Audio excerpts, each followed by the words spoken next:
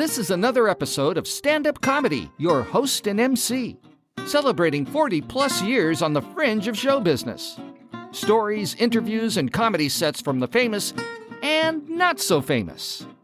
Here's your host and MC, Scott Edwards. Ladies and gentlemen, welcome to another show, Stand-Up Comedy, your host and MC. This week's podcast is so different. We're doing a comedy roundtable, and in today's podcast, we got some great people. We got Derrick Leonard, we got Johnny Steele, and we got Cara Lane. Ladies and gentlemen, welcome to the show, guys. So great to have you guys on the podcast, and this is a whole new idea, this comedy roundtable. We're here to have some fun. We're going to go around the table. Cara, why don't you tell them who you are and how you do comedy? I love comedy. I started in comedy in the clubs, just became an opener, then I realized, wow, I switched to corporate world, and then what happened is I found out you could make money with being funny as a trainer or a corporate speaker. And so as a speaker, people would say, oh, you should be a comedian. As a comedian, they're going, you should be a speaker. Well, that's a great way to transition. Derrick, I know you did a lot of comedy and worked my club back in the day. Tell us what you've been up to lately and what you think of stand-up comedy. Well, I am a teacher now, but I'm still writing a lot. How's that? A little better? We were talking before. It was the first week I worked, and I miss your condo, especially the citrus ice one. Yeah. When I first walked in the bathroom, it was where there were three types of mold. One was the Delta variant, the other two had escaped from a lab in Wuhan. The first night I got there, I was running late. I was like stressed. There was traffic, so got there, and the other two comics were already in the condo. It was weird. They were doing gain of function research, and I didn't know what to think of that. So, all right, we're done with the COVID jokes. Thanks. But the point is that you got into comedy, and then you transitioned to teaching, and is what we talked about earlier. Is you're teaching junior high and high school classes, but you still do comedy. That's an interesting combination. Yeah, I was telling Cara, I teach at a Christian school, and I had stopped doing comedy. I've quit like 3 times. I had stopped doing it, no intention of going back. And my wife at the time wanted me to watch Last Comic Standing, and I said I don't watch comedy anymore. I don't do it. I don't watch it. I'm not interested. But she said, "What? No, watch it." And so I sat down and watched it. And there was the Meehan brothers on there. I was good friends with Howard, who's no longer alive, by the way. But anyway, that kind of got me back into it. Thanks for bringing up the group. Yeah, we'll be right back after we have a good cry. He's 6 feet under. All right. So anyway, started getting back into it. Quit again. And the kids are weird. They'll look you up and they'll say, "You do comedy." And I was after like 30 kids asking you about comedy, I thought, okay, maybe I need to keep this going. So it's on and off. I think that's cool, though, that you can you got your feet wet in the art form, and even though you had to transition to make a living doing something different, you still had a part of your heart in stand-up comedy, and it brought you back a couple times, and you're back doing it. I think that's a great story. Our third guest is a headliner extraordinaire, is known coast to coast, television, Vegas clubs, and name that everybody knows. Ladies and gentlemen, Johnny Steele is with us. Hey, Johnny. Thank you. Unlike Derrick, I don't teach at a Christian school. I teach at a satanic school. You will learn these lessons. You will listen to me. I am the Almighty. The teacher scares me. Oh, shut up, you little pitiful necks. I'll send you straight to hell. I thought hell's supposed to be a good place. Shut up. I got a slight problem with my point of view in this particular ad-lib sketch. Yes, that's my stand-up in a nutshell. Nothing prepared. We were just talking about your ADD approach to comedy, but you have been performing consistently. You've made a career out of stand-up comedy. I took a couple of years off. Well, I still performed during that time, but I took a couple of years off in the late 90s and hosted a morning radio show in San Francisco before Howard Stern stole my job. It was the only top 20 market he wasn't in, and so the writing was on the wall early on, geez. And so I did my best, but once we were bought out from some radio company, then Howard came in. And so then I went across town and did a TV show on Channel 4, Cron, and Bay TV for 3 years. And I did comedy during that time, but those TV and radio shows took a lot of energy. But yeah, since the mid 80s till now, I have either been a full-time comic or a mostly time comic or made a lot of money at it or had a nice paying hobby on the side, whichever way you want to look at it. Well, I just know that being on the fringe of the industry for these 40 years, that the name Johnny Steele comes up a lot. And whatever reason, and maybe we'll get to that during this roundtable, is you've had an impact on other comics and audiences, and I think that that's something that should be shared in a special. So congratulations on that. I've ruined a lot of comics' careers. That Johnny Steele, I like the way he works. I'm going to work like that. Oh, my heavens. Then they go back and become school teachers, which is what happened. Wait a minute. Or corporate trainers. Or corporate trainers. There you go. Which camera are we on, by the way? Sorry. So one of the things that we brought up in the last roundtable was something kind of interesting, that now that you're seasoned, Cara's in a different area, but Derrick and Johnny, you've both been in stand-up comedy for more than a couple decades. What do you know now about the industry? And you might have a different perspective, but that you wished you knew when you started. Stay away from the nachos. They may be free, but your arteries are very narrow to begin with. Well, that's actually great advice at Laughs Unlimited. We had the not so macho nachos, and trust me, if you let them sit too long, they became like bricks. But no, Cara, I mean, is there something that you took from comedy? I know you're doing motivational speaking now with a comedy twist, but you know more now than you did several years ago. What would you think you wish you knew before? Yeah, stick with it. And I was listening to you and I realized, really, once you do comedy, you can't go back, right? Once you have it in your blood, it's a part of you. And so why fight it? Just embrace it and keep writing, keep doing whatever you need to do. So longevity is the key. When I first got into comedy, somebody said, hey, it's like getting a master's. It's like getting your PhD. So constantly be a learner and you can't go wrong. Yeah, and I think there's some real truth to that we've talked about several times in the podcast, that once you get that first laugh from a group of strangers, and in fact, people that paid to come in and get entertained, when you hear that laugh, the endorphins, the reaction that you get, it's almost like a drug. It's addictive. I mean, and that's probably, Derrick, why you keep getting pulled back in, that there's something about, I mean, I've been out of the business for over 20 years and I still love getting in front of an audience as an MC, because you get that immediate feedback, good or bad, but I mean, you're getting feedback and it really feels great. Derrick, so you've kind of gone in and out.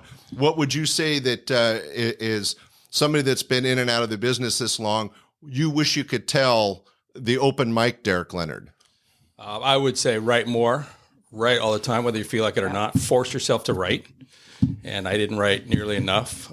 I'm writing more now than I ever wrote when I was actually doing it all the time. So also, if you have a gift, if you have a skill, an ability, use it. I mean, don't deny it. If you're funny, use it. If you're musical, use it. If you're athletic, use it. I mean, I can't, I'm not those other things. I'm not musical. I'm not athletic. I'm not great businessman. Extremely handsome. No one ever mentions that. There's $50. But I bet as a teacher, having a comedic background helps you connect with the kids, I would assume. It does. If you can be light when you're disciplining them, it makes a huge difference. So I can keep it light even when I'm keeping the class in order. Otherwise, it can get contentious. So the skills pay off, definitely. And I like to joke with the kids, and I've realized the boundaries of that. If you had one Snickers bar and someone gives you another Snickers bar, what do you have? Cavities. Thank you. I'm here till lunch. But wait a minute. I got something for that. Thank you. There we go. And then if it's Common Core math, let's take all your Snickers and divide out the peanuts and see what the nugget looks like. And that's the answer. Johnny, now you've been doing comedy the longest, I think, in the room. What would you wish you could have told the open mic Johnny Steele that you know now about the industry?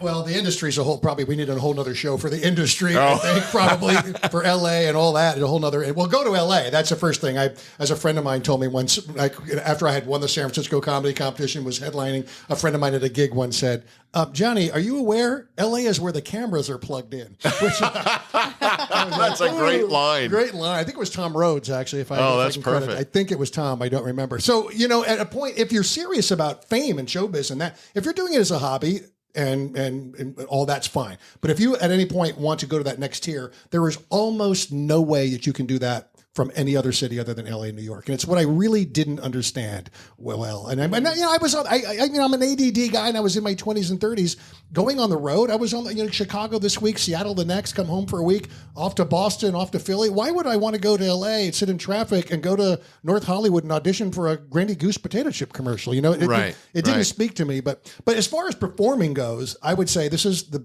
biggest mistake I made early on and for a long time and still now probably.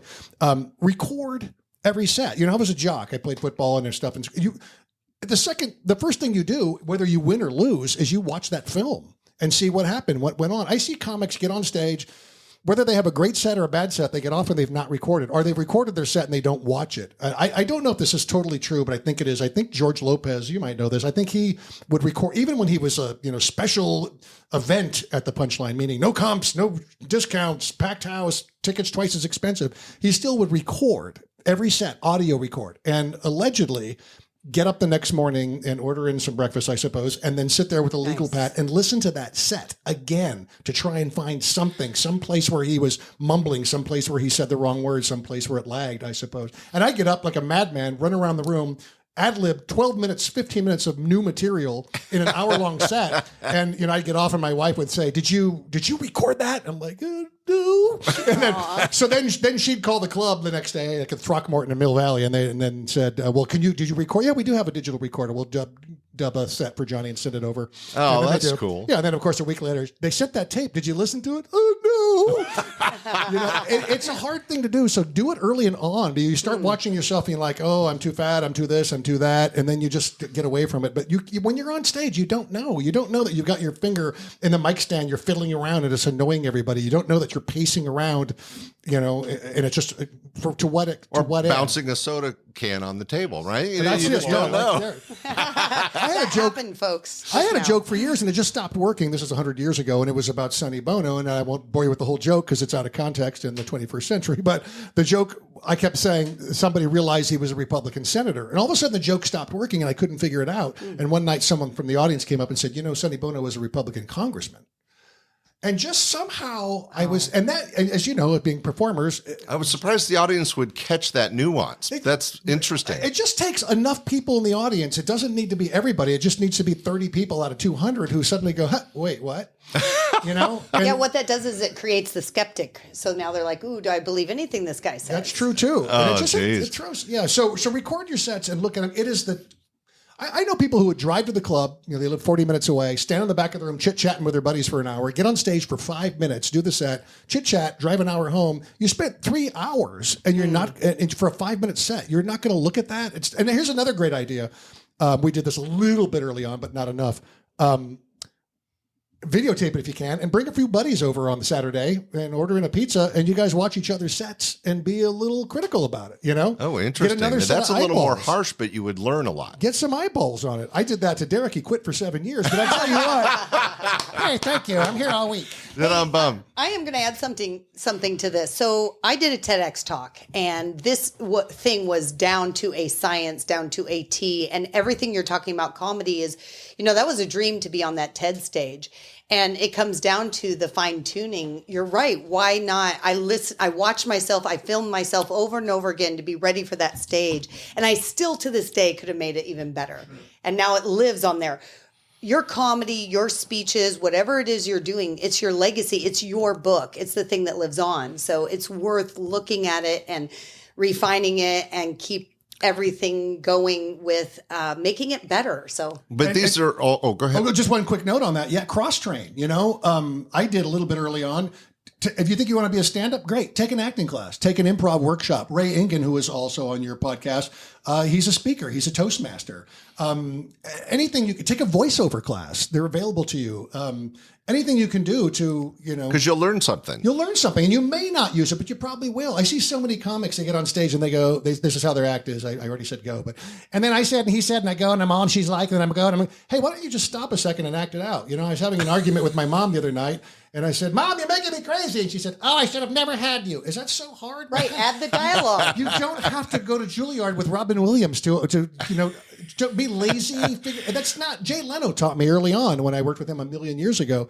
He would do that. And his characters, I say this lovingly, were terrible. He had like two cartoon ham-fisted, his dad was like this and his mom was like that. But it worked, And he Right. used to go, We're also putting some effort into selling the material. You're not just presenting it, you're selling it, which is the whole point of anything. And when you're trying to relate to an audience, is you want to bring them in, and how better to bring them in if you don't sell it. We were talking about comics people look up to, and Ray Engen was mentioning Milt Abel. And one of the things about Milt Abel is with his rubbery face and his animated explanations of his material, took his already funny material and took it one level higher.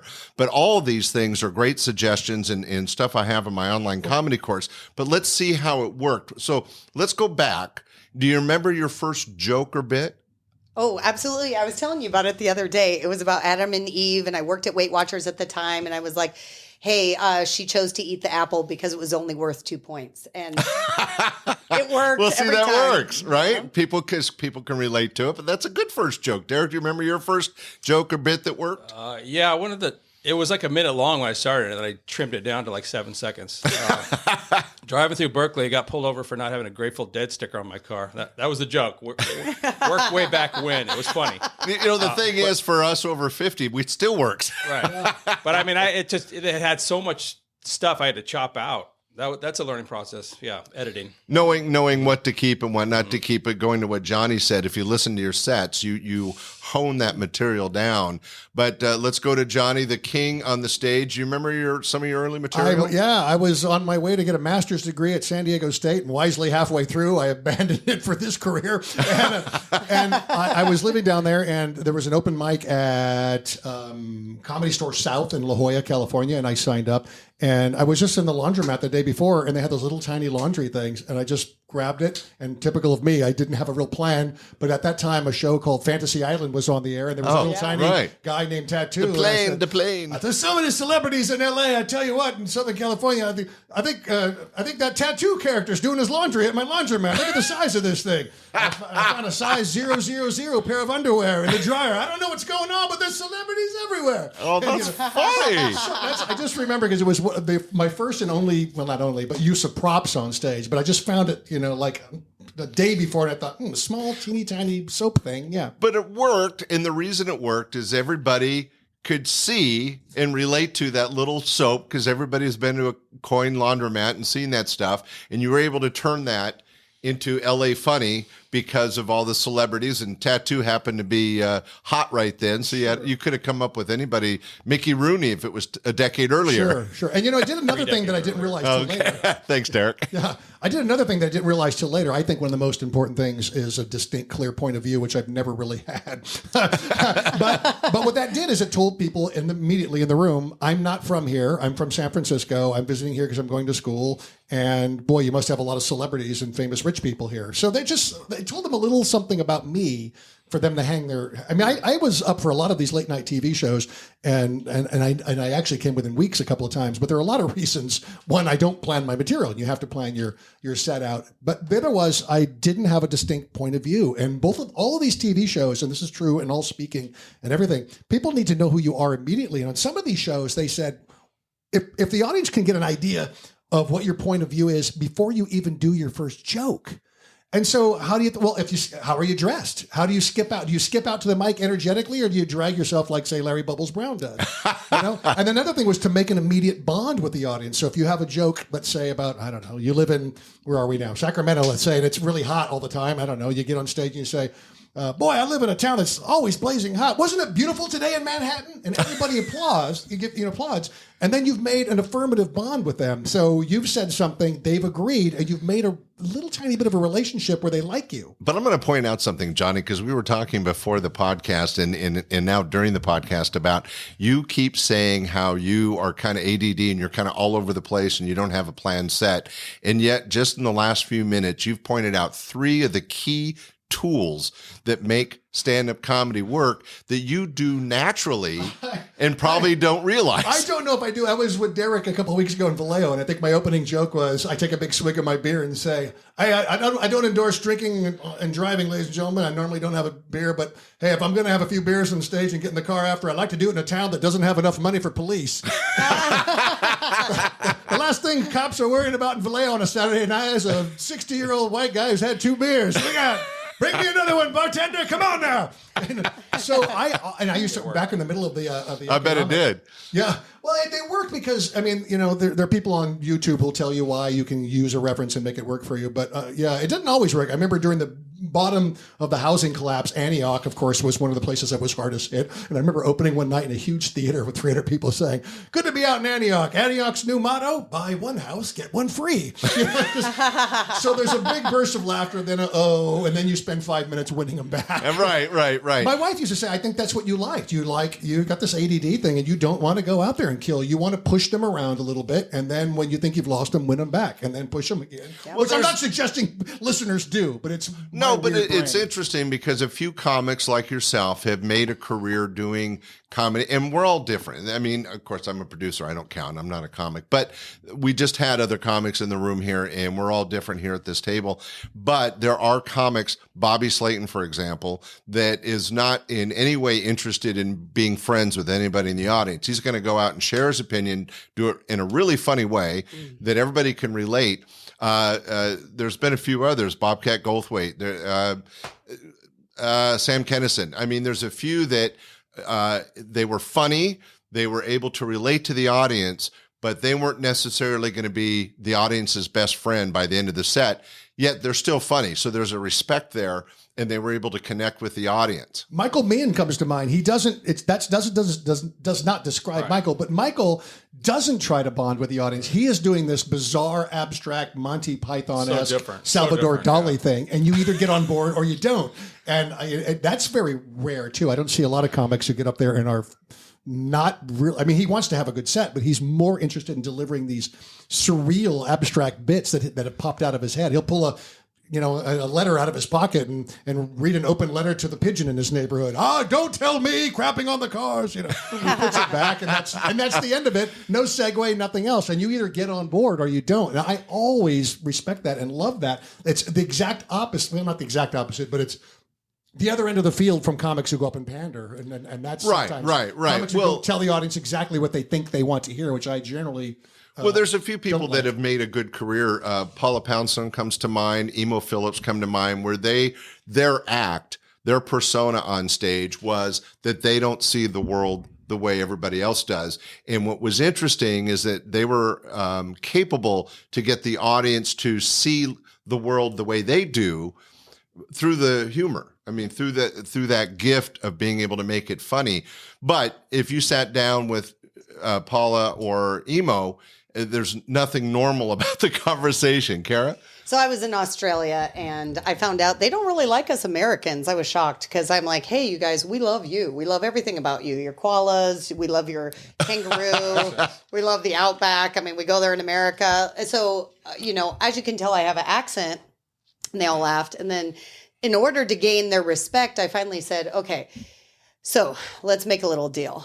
If you give this Yank a chance, then I'll keep it our secret that you don't like us, which I clearly didn't just keep their secret. But so the point was that they call us a Yank, and I had to find that out the hard way. I had to say, why am I not making it here? Again, not just comedy, but in the speaking world, it's that connection with the audience right away. And I said, all right, by a show of hands, look at your neighbor and say, give this yank a chance. And I was golden for the whole rest of the day. Because you got them together on a single idea about you, and you made it a deal with them. So something interesting that we were talking about, and Johnny, you've done comedy over several decades. Derrick, same thing. Cara's a little newer, but I'm from the 80s and 90s of comedy, and to share the story again, I got out because I saw comedy changing. So how would you say, in a fairly short, succinct way, comedy has changed? Is that directed at me? No, no, not at all. How comedy has changed, or has it, from the 80s and 90s to, let's say, the last decade? Do you feel, I mean, Cara, you're the newest. Have you seen a difference in the audience or a difference in the way the material needs to be, or is it the same as 3 decades ago? Well, the irony is I don't feel the newest because I started years ago, actually 20 years ago now, and I purposely left it then. And I think I'm actually, in a good way, ready to come back. So I left it just because I was so driven to be a clean comic. And the only way to get stage time was late at night. I had little kids. It was blue comedy. It was all about, drinking and all these things. So the irony is I think comedy has come in so far that people are more respectful of the comedy that I was doing back then that wasn't received as well. So I'm excited about where comedy is today. Comedy is still all about smart comedy and all the things that make it wonderful and all the things why we appreciate comedy. Well, I think that's a good perspective, and it's a good one to go back on stage with. For me, being an older guy, and I'm twice your age, is that the audiences to me seem different. Comedy was new. When I started in 1980, it was literally the beginning of the comedy wave. It went from the strip clubs and the jazz clubs, and all of a sudden it was a true accepted art form, and it just took off in the 80s. But by the mid 90s, it had been abused on TV and done, it was like Starbucks. There was a club in every corner. Every disco was converted to a comedy club. And so I think it kind of got beat up, and the comics took a harsher point to try to get the attention of the audience. What I was bringing up was today with cell phones and the, TikTok. Right? Or the woke community, is it different to entertain? Derrick, you're still outperforming. How would you compare comedy today from 20 years ago? Well, you have to tiptoe a little bit now in terms of what you talk about. Like even if you just mentioning nationalities, even if you're not making fun of them, you have to be careful because people will jump all over it. But I think I prefer older audiences. I'd rather not have an audience of 20-year-olds, but I was surprised when I went out. I don't know, it was maybe 10 years ago, and I thought, I just convinced myself I cannot appeal to a younger crowd. And there are these 22-year-old guys in the audience laughing at my stuff. I thought, okay, maybe I'm wrong. I think they just want funny. I think people want funny. Well, it's interesting you say that because I was sharing earlier that I just edited a 1-hour show by Mac and Jamie. Was recorded in 1986. And during the editing, I was laughing my butt off. And to me, one of the things I love about this podcast is funny is funny. If it was funny in the 80s, it's going to be funny now if you just give it a chance to work. Johnny, you're still out working the stages. Yeah, here's what I see more. And you're a little looser than a lot of comics. And I'm totally fine offending people, and I don't intend to. But I cannot bend backwards for your fragility.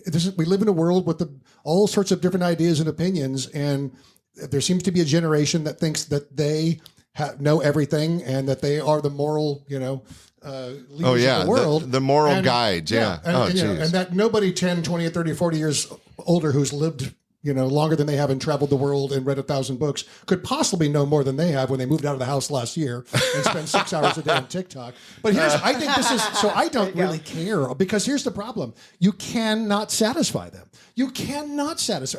Tell me who has apologized for, quote unquote, going over the line, who didn't have their career ruined. Maybe Bill Maher. Roseanne Barr was destroyed. Several other people, their careers were destroyed for one Twitter joke. These people are fiends and monsters and sanctimonious jerks, and to hell with them. And that doesn't mean so. Don't hold back. How do you really feel? I actually am holding back. But it's true. No Johnny. one should intentionally offend or be rude or punch down. But this idea that that you can change what's okay in a pronoun yesterday, and if I don't get the news, that's another thing. There's no gradients to these people. You're either with them or you're a Klansman, lynching people. Right. Preposterous. There's no middle a French ground. word which I think means misstep, faux pas. Sorry, I didn't know that wasn't allowed here. Oh, no problem, Scott. You didn't know. We move on. I'm going to cancel you. You suck. You're right. I joke on stage occasionally. It's gone so far now. It's the most important thing to certain people. Like you can be having a party and someone will say, "Oh, you should invite that guy down the street to your party." "Oh, I don't know if we should invite him." "Well, how come?" "Someone said they think he's a racist." "Oh, I'm not going to invite him. That's terrible. We don't want that kind of person." What makes you think he's a racist? Well, he voted for Trump. What? Well, yeah, and the joke continues like, who said that? I don't know. I just heard that rumor. "Oh, let's not him have over here then." "Oh, absolutely not." "Oh, what are you saying?" "Oh, he said the guy down the street. Someone said he's a racist." "Oh, no, he's a rapist." "Oh, he's got an avocado tree. Tell him to bring some guacamole." I mean, it's the most important thing on the planet. It's exceeded poverty, starvation, war, global warming, that somehow or another 12% of our population is being constantly beaten into the ground, or whatever percentage, if it's women or trans people. It's crazy. So, and you know where this all came from, and you're too young to know, Derrick knows. When we were kids, you turned on one of 3 network TV shows, and you had Diane Sawyer, or you had Walter Cronkite, if you're really older. And these people were bona fide journalists who worked in journalism for years, and they wanted to deliver the best possible journalism they could. And now the truth. And now on both sides, because of the internet and because of all sorts of other laws have changed. Now, the real money is in throwing red meat to troglodytes. So on both the left and the right, you have people who think they know everything, who actually live in horrible little echo chambers where they practice a million logical fallacies and whatnot. And the twain shall never meet. So you're going into rooms. When I was a kid, everybody watched whatever was on TV that night, whether it was Sanford Sun, whether it was a Brady Bunch. Now you're going into a room with other quote unquote Americans. You have nothing in common with these people. Oh, nothing. So that's why so many of the younger comics, I think, were so dirty. My wife used to hate it. She's like, "Oh, that's great. Let's see. A female comedian did her first vagina joke at 7.3 seconds. Shocking." And she'd leave the room because she'd seen it forever. But I understand why, because my wife used to call the millennial humor, this is great, you'll love this, Asian humor. And I said, "Asian?" She said, "No, Asian. Masturbation, defecation, copulation, urination, ejaculation. That's all it is." All right, that gets applause. Your wife got it right. All right. And that's all it is. And I understand that. I mean, they're so balkanized. The world is balkanized. So that's one thing. And real quickly, the other one is drugs. There was a time when if you smoked a marijuana cigarette and inhaled the entire thing, you barely got high. People are coming into clubs now on CBD, TBG, LMNOP, I don't know what the hell, ecstasy. I mean, people are coming in glazed over on pot. And, I saw some cows one night and they're like really having a good time. "Oh, ecstasy." So they're having 2 drinks, they smoked pot and they have how are you going to write jokes in the broad light of day after reading 5 newspapers and deliver to these people? Right. So you have to decide, do you want to go to those clubs and work for these people? And I generally don't anymore. I do mostly privates, corporates, fundraisers, theaters. I'd rather go to an Elks Lodge, which I'm doing next week, just because they're generally at the Elks Lodge. Maybe when they decided to found the Elks, somebody was, "Hey man, I got really high. Let's have a club named after some moose thing." But they're not high now. They're not. They've had a bourbon and they're not. And it's a Sunday evening and they came to a comedy show. They're not, and so everybody in the podcast audience, that was Johnny's little political rant. But what was great about it is the truth in what you're saying is that it's something that everybody in our industry has to deal with. And the reason I brought up the question, and I think the 3 of us have put out some answers, is that the challenges aren't necessarily the comedy, because funny is funny. Yep. The challenge is that the audience has a phone in their hand, or they've got an attitude in their brain, or they've got something up their ass that's making them not accept the comedy for what it is, which is supposed to be a mirror of what's funny in everyday life, right?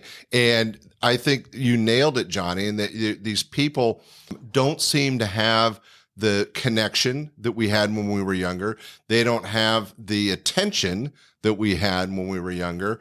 And I don't even know if they have even though they're paying a cover charge, it's like, well, I'm willing to pay because I want to see a comedy show. but it better be what I want, even though there's 300 people in the audience. Remember Bob Sarlott? Bob Sarlott stopped working clubs years ago, and I'm paraphrasing, so I apologize to Bob if I blow this, but he said, I stopped working clubs when it stopped being like that they came to see a comedy show. Instead, they brought their frat party or whatever it was to the front row, and they wanted you to be on stage, being their dancing monkey with the lampshade on your head and whatnot. and let me just be, because I'm usually not optimistic, so let me be slightly optimistic about this. You can transcend this. And the way, when I look at successful comics, they share really one thing. They deliver premises and punchlines of things that everybody in the audience can comprehend. Relate to, right? I don't do this, but going to a card first of all, self-deprecation, how can anybody take fault? If you come out and say, Trump's a moron, well, you're going to lose people. But if you come out and say, Christ, I can't clean the garage, I'm an idiot, I've been trying for, so self-deprecation, common ground. I mean, these comics like the Gaffigans and these guys, Regan, I'm going to a birthday party, so I went to a card shop today. Who doesn't know what a card shop is? I find this stuff kind of banal for me, but oh, surprise, if you buy a pastry with cheese in it and overheat it, then eat it, it might burn your mouth. Shocking. Let me write this down. I mean, what am I, 6? This doesn't interest me. Well, but they find a common ground that everybody in the audience can understand, and no one's mentioning Kafka or Camus. Well, I'm going to take it one step farther and saying they're also taking it to the lowest common denominator because that's easier for more people. Now, with all this in mind, we're all been in the business of entertainment. Who is it that you kind of look up to in the industry that may have succeeded in adjusting over the years to this? Cara, is there somebody in the business that you think has really achieved a career by dealing with the audience as it changed? He left, so there you go. But my admiration will always be Steve Martin, and that's the one that I think carried through. He was able to make it, and now he travels around with a band and says he's much more happier. So there you go. Playing banjo, yeah, playing the banjo. But I think he still, to this day, he transcends everything because of his commonality. You got to bring it back to things like food. We all eat food. We all, have situations with people we don't like. It really is finding that commonality. And that's why I'm excited about comedy. I'm excited about just bringing it back to funny. Mm-hmm. And what a challenge. And if you guys can meet this challenge as comedians, it's a great pat on the back, like I'm doing something amazing. Well, Steve Martin went from being a pretty sloppy, crazy prop comic. He had the arrow through the head and the rubber chicken. I mean, he was pretty wacky and high energy at the time and transcended over the decades and is still able to make a crowd laugh. Derrick, is there somebody that, famous or not famous, that you admire in the industry? Yeah, I like Brian Regan, who I got to open. Brian's great. One time at Cobb's. Johnny and Brian are opposite ends of the spectrum, but both work for it. Brian, I can analyze what he's doing. I can break it down, and I could see what he's doing, how he acts these things out. Johnny, he has no rules. You have no rules, so it's it works. And even though I'm pretty conservative, he's less liberal than he used to be. I could disagree with his opinions and still think he's hilarious. Well, whereas that's sometimes hard to do with some comics. If you don't agree with it, they're putting out a hard opinion.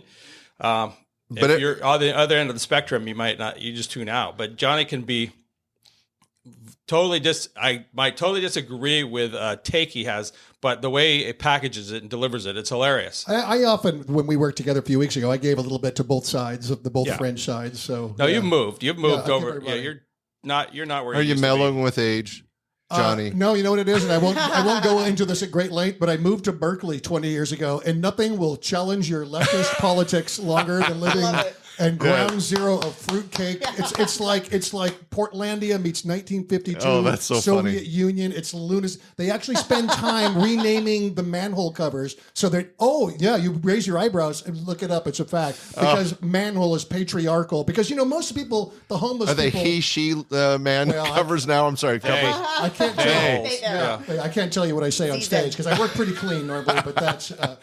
Well, for me, I always mention on the podcast how much I respect and liked Larry Miller as a comic. That was able to do, whether he was doing a one-line or a 20-minute story joke, was able to just entrance an audience. But I'm going to extend it and say one of my favorites is Dana Carvey, because I've known him since he first started, and he had a combination of impressions, music, jokes, stories.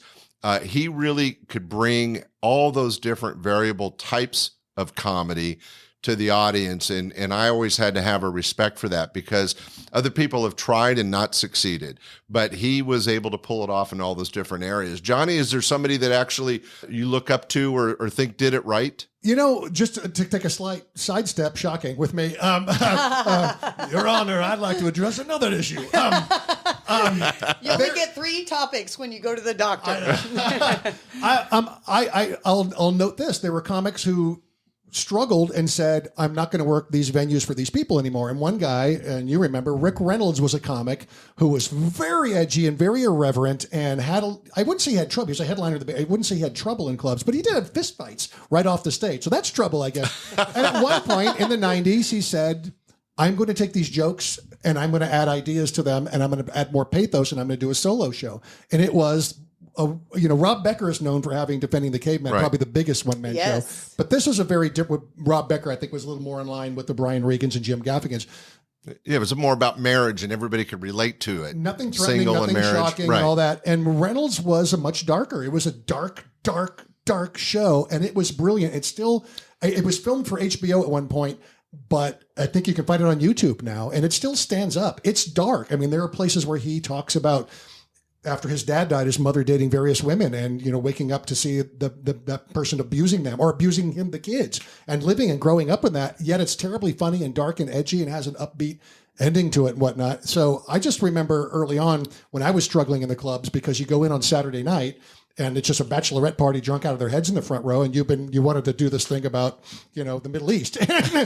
No, not going to happen. Or tell a really personal story that might be dark, which is what Rick Reynolds did. So I like that sometimes people will say, I want to be a speaker or I want to be a one-person show person. I'm looking at keynoting myself just because I have some ideas that aren't necessarily good for the Friday night, which every comic on earth knows is the tough night, the Friday Night Late Show. Friday Night Late Show, for everybody that's out in podcast land, if you haven't experienced it, it is the tough show of the week. How about, have you ever had this payday? I don't necessarily believe in these things, but police say it's true. Full moon, Friday payday, and Friday Late Show. Oh my God. It's like you're in the middle of some kind of bizarre werewolf movie. People are crazy, screaming, acting like nuts. But Rick Reynolds, Only the Truth is Funny, is still laying around out there. And it was a different example. It's a guy who said, I'm not going to go this route where I'm going to see eye to eye with everybody and not make people a little sad in my show or whatever. I'm going to move to this other arena.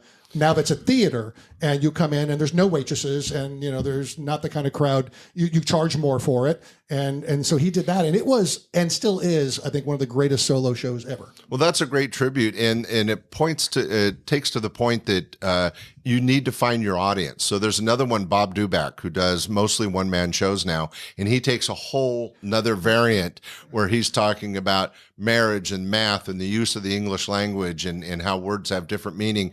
But it's true to who he is, and he has found his audience and now is successful as a one-man show going He's around. got several of them. He's got 2 or 3 of them. He goes to cities and does his show for a month in a particular city and then scrams. Just one quick story about Bob. We worked near here years ago, and his name was Bob Duback, and we worked in Sassoon. So, of course, being a word guy, I got on stage and I said, how about having Bob Duback? People always ask, when's Bob Duback due back?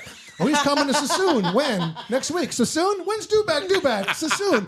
Next week. And I called it back 300 times, and Bob was screaming. And you know when you've called it back too many times when half the audience is no longer laughing, but you keep doing it. Or they're saying it with you. When's Bob? After like a half an hour later, you're at the bar, someone comes, when's Bob Duback? To where? Sassoon. Next week. Sassoon. Oh, that's funny. Bob's brilliant. Very hardworking, smart guy. He's a craftsman. He does a lot of visual stuff that's very just smart stuff on dry erase boards.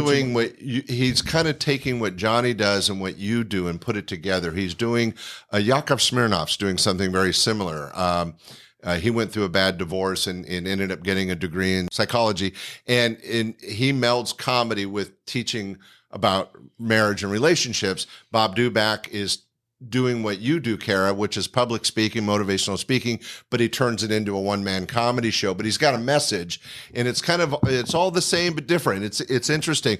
So one of the things that we were debating at a different round table that I think we'll throw out here is, what do you think makes a comic a professional? So if you go to Webster's Dictionary, you're considered a professional if you got paid. It doesn't matter if it's $1 or $1 million.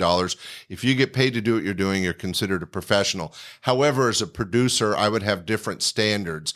Cara, you're a motivational speaker and done some TED Talks. What do you feel hits the level of being a professional? When your primary source of income comes from the thing that you can make a living doing. at it. Mm-hmm. I have other side hustles. We all do, but the reality is that's the primary. Now, at the same time, you got to remember what we just all went through. We all just went through COVID. And still going through it. So I think maybe that definition is up for debate, and it might change. Well, it does. And we had 3 different answers in the other roundtable. Derrick, now you're a teacher and a stand-up comedian. If you wanted to say, hey, this person is now a professional as an entertainer, what level of expertise would you set that at? Well, if they can keep the audience going for a certain amount of minutes and do it consistently. So that's interesting. You're the first one to not mention a monetary or career-based. You're saying if you can get an audience engaged and hold their attention for a certain length of time, I don't know if you have a length of time in mind, but let's say you can do it for half an hour. That doesn't matter if you got paid or not. You're a professional. Well, I remember starting out, you do just a ton of open mics and you get a little paid thing, and then more open mics and two paid things. And then pretty soon they started being even. And then the paid started outweighing the open mics. And pretty soon you weren't doing open mics at all. So it's a weird transition. I don't think there's an exact point when you can say. Yeah, because if you go, I'm interrupting you and I apologize, but I am the host. If you were, for example, you could be a paid professional in San Francisco, but like Johnny said, you go to LA, you're the scrap of the floor new, MC guy, right?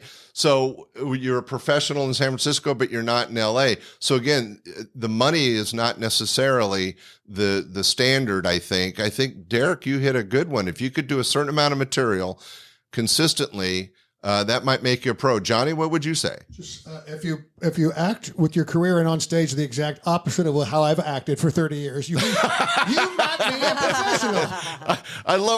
I do an online comedy course. I would love to have Johnny Steele is like, section 4, lesson 4 of the show. Everything he's done, don't do.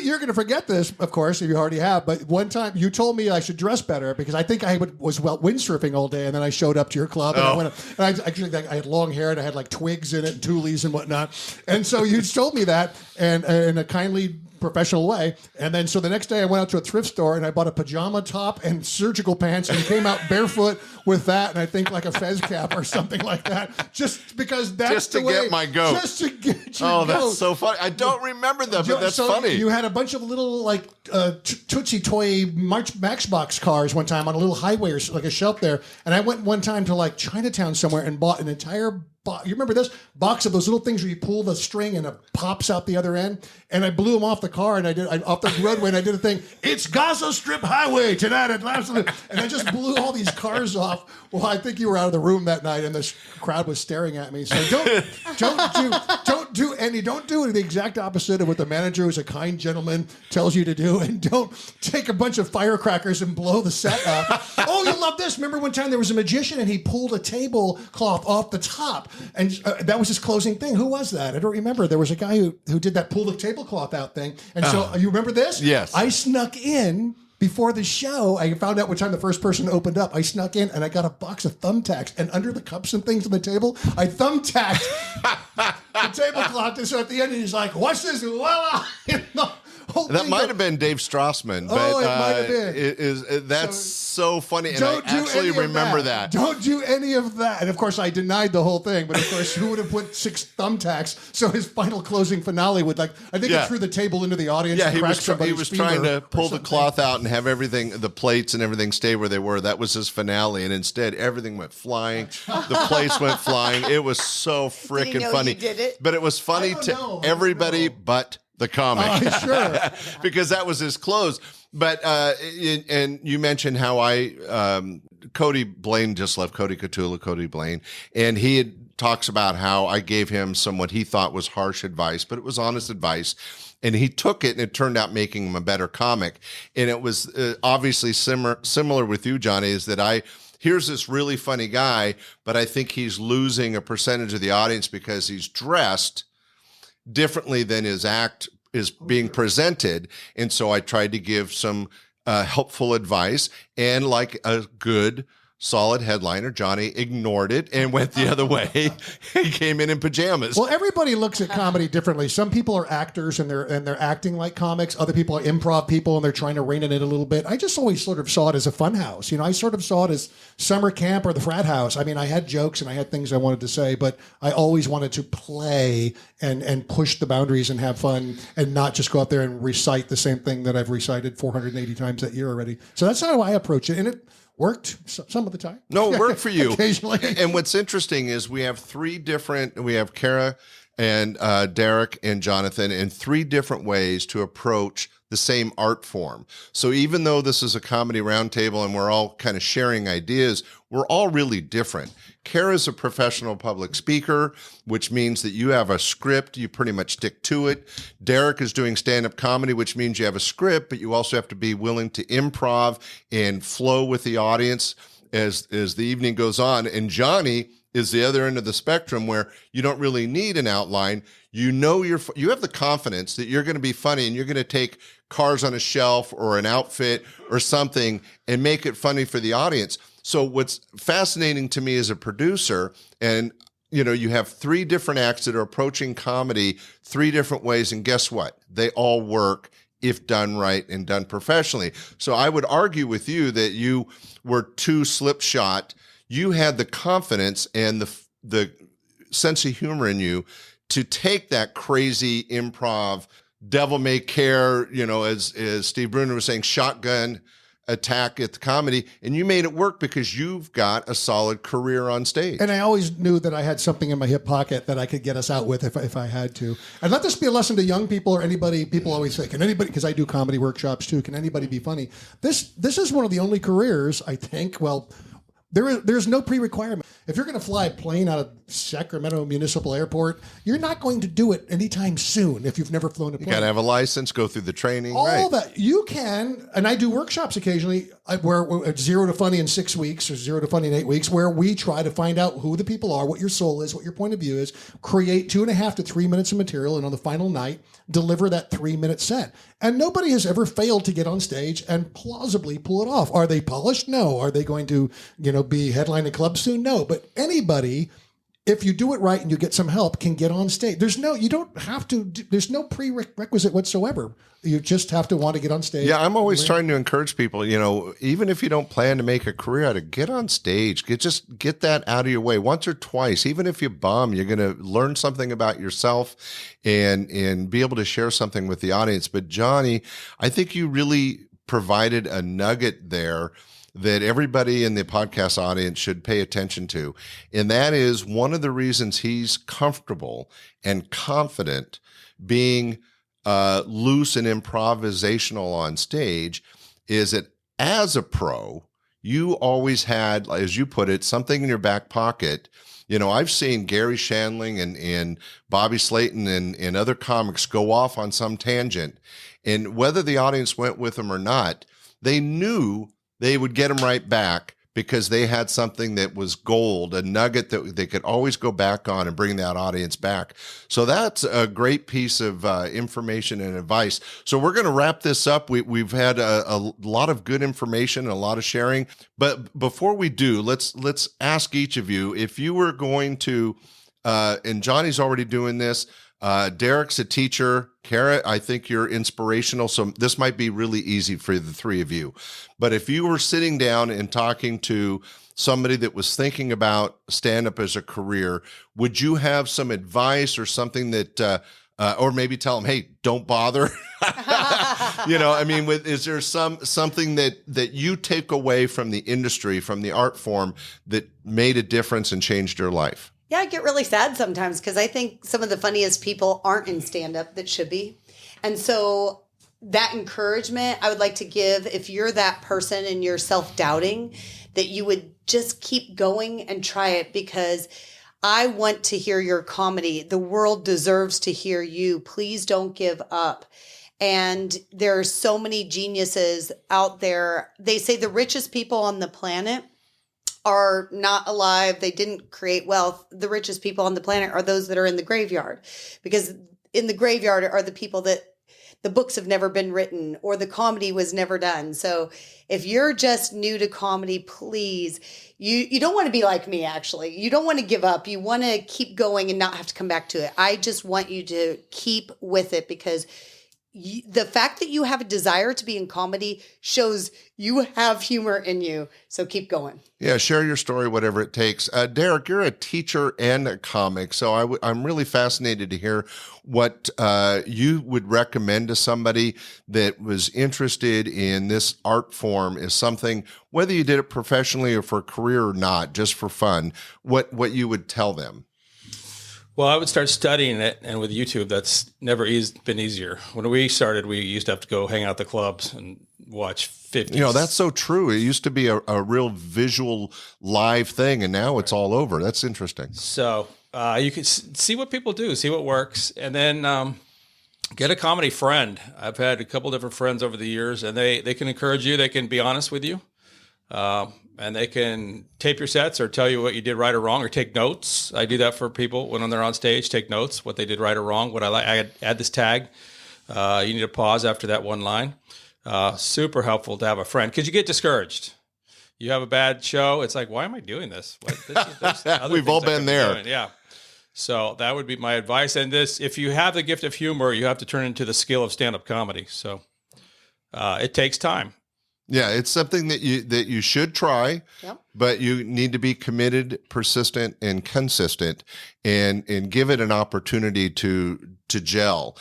Johnny mentioned earlier that anybody could be funny if they work at it, but you do have to work at it. So, Johnny, I kind of already said something you mentioned earlier, but you've got the most experience in this room as a professional comic. Is there a warning or a lesson that you would pass on? Go back now before it's too late. Turn away. This is what I think. Be yourself. Wow. I go to clubs now, and there's this politically every other way, they're orthodox cookie cutters, because everyone watches. They're inbreeding. They have an bias echo chamber of comedically, politically, artistically. Who you are, hanging around with your pal Scott or going to a ball game with your friend. That's who your comedy is. I see so many people I think are funny, and then they come to me and we work on a set, and they get on stage and they're trying to be somebody else. Oh man, that's not going to work. I mean, even if it does work, do you want to deliver somebody else every night? Try to find out who you are at a ball game, who you are at a party, who you are when you're hanging around with people you're most comfortable with. Yeah, on your phone, Derrick's right. Boy, YouTube, study there. On your phone, you got a recorder. Boy, I wish I had that. I'm pulling over the side of the road, on the trying way back. To remember what you wrote. Yeah. And you can't capture the magic or whatever. And we had the good old little tapes back in the day. Oh, yeah. Oh, yeah. You grab your phone, press that button. I have that little recording button, the first app on my phone, and I just start muttering into it some silly, funny thing. Bob Dubak, when's Bob Dubak do back? And so that's who you really are. Not after watching a lot of comics is great, to watch the mechanics, to see where the rhythm is, to see how they get themselves out of a hole. Who are you? Who are you? Write it down on a piece of paper. Write down on the left side all the things you love. On the right side, all the things you hate. Are you left, right, center, apolitical? Are you married or single? Are you rich or successful? Are you a loser? Are you optimistic or pessimistic? Look at all these things.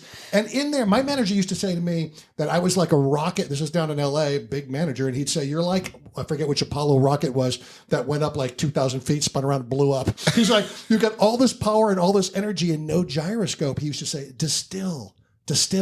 In your regular life, you can be liberal and conservative. You can be angry and happy. You can be a jerk sometime and a nice guy. You can't be that on stage. Try to find out who you are, what your core essence is. That's really and good. Get on stage. Rodney Dangerfield's a cartoon character, but he's a loser. Jim Gaffick and Brian Regan is, hey, nothing bothers me. I'm a silly guy. I think silly stuff is funny.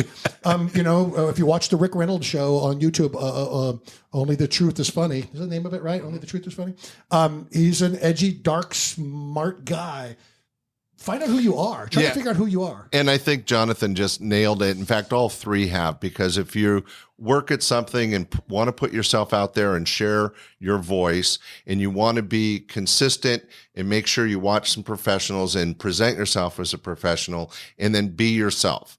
So these three things combined can really be the nugget that grows, or the seed that grows into a comedy actor career. But even if you don't take that path, as we've tried to share, get out there, give it a shot, go watch stand-up comedy, support stand-up comedy, because the whole world's better for it. And hopefully the whole world will kind of come around and see what that funny is funny.